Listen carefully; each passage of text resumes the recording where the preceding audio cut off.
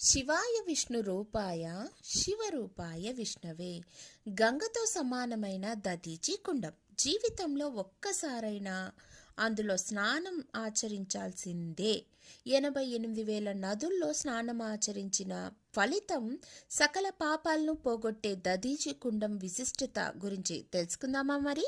వ్యాస మహర్షి చెప్పినట్లు కృతయుగంలో సమానమైన యుగం కానీ, వేదంతో సమానమైన శాస్త్రం కానీ, కార్తీక మాసంతో సమానమైన మాసం కానీ, గంగా తీర్థంతో సమానమైన తీర్థం కానీ లేదని అంటారు. అలాంటి పరమ పావనమైన గంగా నదిలో సమానమైన గంగా నదికి ఎలాంటి విధంగా తీసివేసే రకంగా కాకుండా సమానమైన తీర్థంగా పిలువబడే మన దేశంలో ఎక్కడుందో తెలుసా?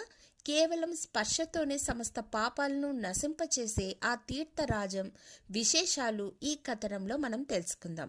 దధీచి కుండం విశిష్టత. ఉత్తరప్రదేశ్లోని నైమిషకారణ్యం పురాణాలు పుట్టిన ప్రదేశంగా ప్రసిద్ధి చెందింది.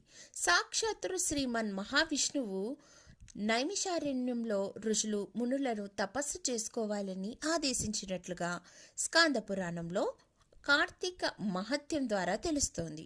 ఇంతటి పావన ప్రదేశమైన నైమిషారణ్యంలో దధీచి కుండం ఉంది.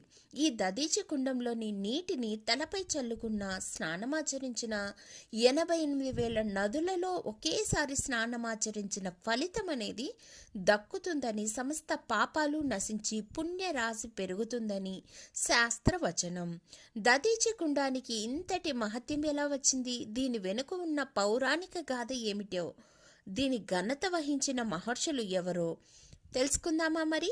మన దేశం ఇంత సుభిక్షంగా తేజోమయంగా ఉంది అంటే దానికి కారణం ఎంతోమంది మహర్షులు ఈ గడ్డపై జన్మించడమే అని చెప్పాలి.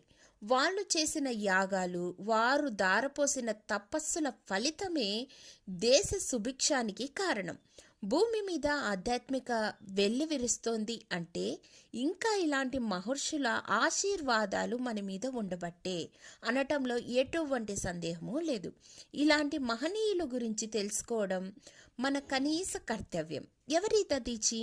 దధీచి మహర్షి అధర్వణ ఋషికి చితికి కలిగిన సంతానం.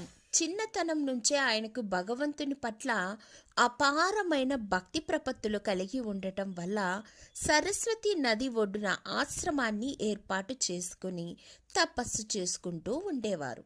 దధీచి విష్ణువుకి ప్రసన్నం చేసుకుని తాను ఎప్పుడు కోరుకుంటే అప్పుడే మరణించేలా వరాన్ని పొందుతారు. సురాసురుల యుద్ధం. ఒకేసారి రాక్షసులు వృత్తాసురుని ఆధ్వర్యంలో స్వర్గాధిపతి ఇంద్రునిపై యుద్ధానికి వెళ్లారు. దేవతల వద్ద ఉన్న అస్త్రశస్త్రాలను దోచుకోవాలన్న ఉద్దేశంతో వారు చేసిన ఈ భీకరమైన యుద్ధంలో వృత్తాసురుణ్ణి ఎదుర్కొనే బలం లేక దేవతలు స్వర్గం నుంచి బయటికి పరుగులు తీసి దధీచి దగ్గరికి వెళ్ళి అస్త్రశస్త్రాలను జాగ్రత్తగా దాయమని ఇచ్చి వాళ్ళు తిరుగు పరుగులు పెట్టారు. దధీచి దగ్గరకు వచ్చి ఆయన తేజస్సును ఎదుర్కొనే ధైర్యం లేక రాక్షసులు వెనక్కి వెళ్ళిపోయారు. అస్త్రశస్త్రాలను అవపోసిని పట్టేసిన దధీచి మహర్షి దేవతలు వచ్చి వారి అస్త్రశస్త్రాలను తిరిగి తీసుకెళ్తారని ఎంతో కాలం ఎదురుచూసి వాళ్ళు రాకపోవడంతో ఆ శస్త్రాలను తన కమండలంలో కరిగించి వాటిని ఆయనే అవపోసన పట్టేస్తారు. శ్రీమన్ మహావిష్ణువు ఆశ్రయించిన ఇంద్రాది దేవతలు వృత్తాసురుడి బారి నుండి తమను రక్షించమని ఇంద్రాది దేవతలు శ్రీమన్ మహావిష్ణువుని కోరుతారు. దానికి విష్ణుమూర్తి దధీచి మహర్షి జీవితంలో శరీరంలో ఉన్న ఎముకలను ఆయుధంగా మార్చి దానితో సంహరిస్తే వృత్తాసురుడు మరణిస్తాడని చెబుతాడు. దధీచిని వేడుకున్న దేవతలందరూ దధీచి దగ్గరకు వెళ్ళి వాళ్ళ కోరికను విన్నవించుకున్నారు. దధీచి తన వల్ల ఎంతో మందికి మంచి జరుగుతుందనే ఉద్దేశంతో వాళ్ళ కోరిక మేరకు నేను నెరవేరుస్తాను అని మాట ఇస్తాడు. అయితే చనిపోయే ముందు తనకి భూమి మీద ఉన్న అన్ని నదులలో స్నానం చేయాలని ఉందని ఇంద్రుడికి చెప్తాడు. అప్పుడు ఇంద్రుడు నైమిషారణ్యంలో తగిన ఏర్పాట్లు చేసి దధీచి కోరికను తీరుస్తాడు. ఎప్పుడు కోరుకుంటే అప్పుడే మరణించే వరం ఉన్నందువలన దదీచి తన ప్రాణాలను విడిచిపెడతాడు. అప్పుడు కామధేనువైన ఆవు వచ్చి దదీచి శరీరాన్ని తన నోటితో రాస్తూ మాంసాన్ని మొత్తం తీసి ఎముకలను బయటికి తీస్తుంది.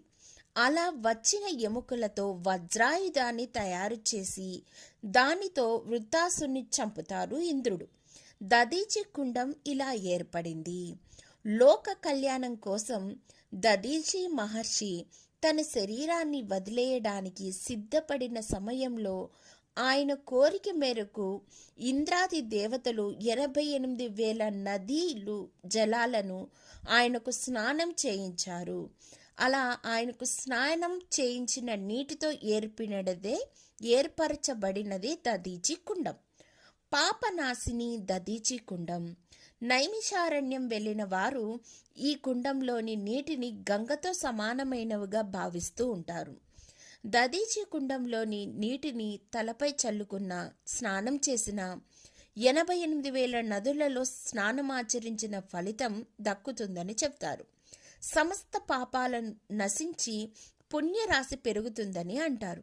మనం కూడా జీవితంలో ఒక్కసారైనా నైమిషారణ్యం వెళ్ళి దదీచి కుండంలోని నీటి స్పర్శతో పావనం అవుతాం.